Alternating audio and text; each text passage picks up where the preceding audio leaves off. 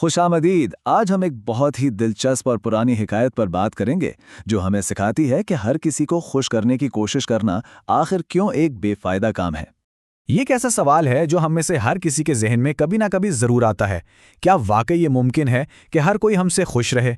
चलें इस सवाल का जवाब एक बहुत ही मशहूर कहानी में ढूंढते हैं।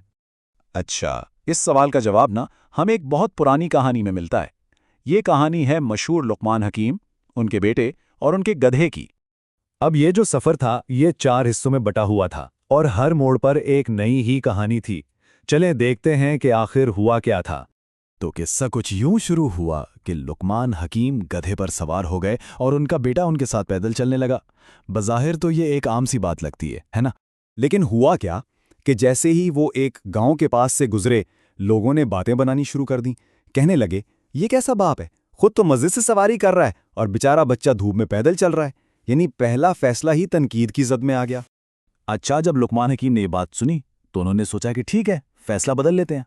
वो खुद गधे से उतर गए और अपने बेटे को उस पर बिठा दिया। उन्हें लगा चलो अब तो लोग खुश हो जाएंगे। मगर नतीजा बिल्कुल उलट निकला। इस बार लोगों ने बेटे पर तनकीद शुरू कर दी। कहने लगे, देखो तो जरा कितना गुस्ताख लड़का है, खुद सवारी कर रहा है और अपने बूढ़े बाप को पैदल चला रहा है। मतलब वो जो भी कर लें, लोग खुश होने का नाम ही नहीं ले रहे थे। तो अब वो सोच में पड़ गए कि क्या किया जाए। फिर उन्हें एक और ख्याल आया। उन्होंने फैसला किया कि क्यों ना दोनों ही एक साथ गधे पर सवार हो जाएं, शायद इस तरह किसी को कोई एतराज ना हो। लेकिन आप सोचें, इस बार भी बात नहीं बनी।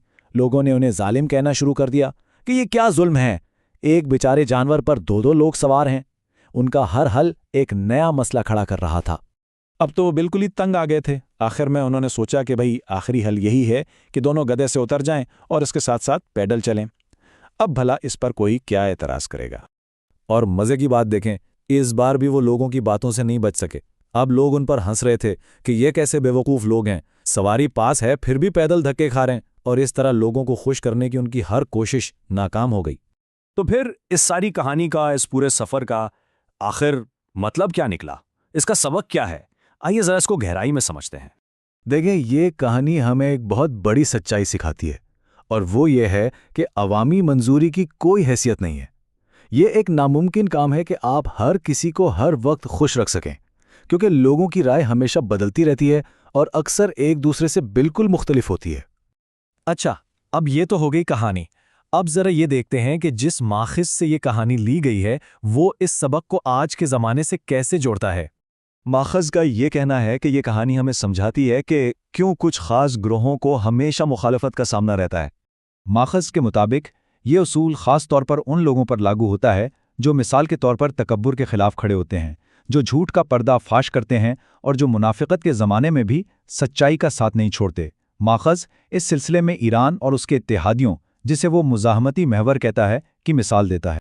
यानी माखज़ का असल नुक्ता ये है कि इन ग्रोहों पर तनकीद इसलिए नहीं होती कि वो गलती पर हैं, नहीं, बल्कि इसलिए होती है कि वो बाकी सब की तरह चलने से इनकार कर देते हैं, बिल्कुल उसी बाप बेटे की तरह। तो फिर ये पूरी बात हमें एक बहुत अहम चॉइस, एक इंतखाब की तरफ लाती है। एक ऐसा फैसला जो शायद हम सबको ही करना पड़ता है। तो देखें, हमारे सामने 2 रास्ते हैं। एक रास्ता है कि अवामी मंजूरी के पीछे भागा जाए, जिसका अंजाम हमने कहानी में देख ही लिया, सिवाय तज़हीक और नाकामी के कुछ नहीं मिला। और दूसरा रास्ता है अपने उसूलों और अपनी नीयत पर कायम रहने का। हाँ, इसमें मुखालफत हो सकती है, लेकिन इत्मीनान रहता है कि इंसान अपने ज़मीर के साथ खड़ा है। इसलिए माखिज़ का पैगाम बहुत साफ है। अपने अमल का मयार लोगों की वाह वाह को ना बनाएं, बल्कि अपने खुलूस और नीयत को बनाएं। और आखिर में माखिज़ ये नतीजा अख्ज़ करता है कि तारीख़ हमेशा उन लोगों को याद रखती है जो उसूलों पर डटे रहते हैं, ना कि उनको जो सिर्फ मकबूल होना चाहते थे।